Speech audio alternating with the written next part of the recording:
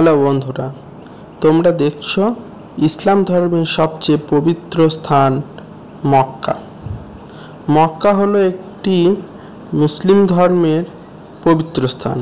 এখানে ইসলামের নবী মুহাম্মদের জন্মগ্রহণ। সেই স্থানে তিনি বলেছেন যে আল্লাহ তাদের পবিত্র গ্রন্থ কোরআন ও তার উপর নজির করেছেন। প্রত্যেক বছর এই মক্কাতে হজ নামে একটি পরিচিত বার্ষিক তীর্থস্থানের সময় সারা বিশ্ব থেকে মুসলিম তীর্থযাত্রীদের গন্তব্যস্থল।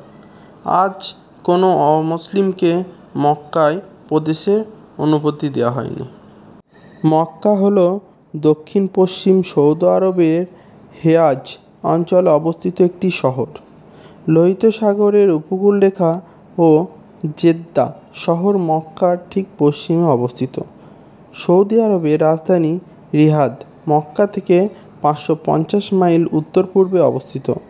নবীজি মুহাম্মদের অস্থায়ী নিবাসনের কারণে ইসলামের দ্বিতীয় গুরুত্বপূর্ণ স্থান মদিনা মক্কা থেকে প্রায় 280 মাইল উত্তরে অবস্থিত। মক্কা একটি উপত্যকার মধ্য দিয়ে অবস্থিত যা বিশাল আরব মরুভূমির দ্বারা বেষ্টিত। সৌদি আরবের দক্ষিণে ইয়েমেন এবং ওমান, পূর্বে সংযুক্ত আরব আমিরাত, কাতার, বাহরাইন এবং উত্তরে জর্ডান, ইরাক ও কুয়েত অবস্থান করে।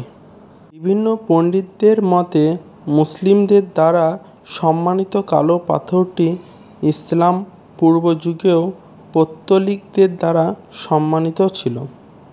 কাবা হলো একটি ঘনকাকৃতির ভবন যেখানে কালো পাথরটি অবস্থিত।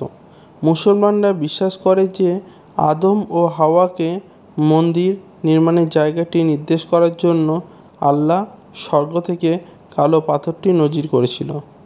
যদিও ইসলাম পূর্ব ধর্মে কালো পাথরের ভূমিকা কী ছিল তা অনুমানের বিষয়, কিন্তু নিশ্চিতভাবে নবী মুহাম্মদের জন্মেও পূর্ববর্তী। মুহাম্মদ 570 খ্রিস্টাব্দের দিকে মক্কায় জন্মগ্রহণ করেন। তিনি মোটামুটি সচ্ছল পরিবারে জন্মগ্রহণ করেছেন। তিনি ধনী ছিলেন না। তার বাবা সম্ভবত তার জন্মের আগেই মারা যান। তার মা তার শিশু থাকাকালীন মারা যায়। মুহাম্মদ মূলত তার দাদার বাড়িতেই বেড়ে ওঠেন। নিজেকে একজন কার্যকর কর্মচারী হিসেবে প্রমাণ করার পর মুহাম্মদ খাদিজাকে বিয়ে করেন। এটা স্পষ্ট খ্রিস্টান ধর্ম, ইহুদি ধর্ম, জুলুকদের ধর্ম ইত্যাদি একত্রিত ঐতিহ্যগুলি তার কাছে কিছুটা পরিচিত ছিল।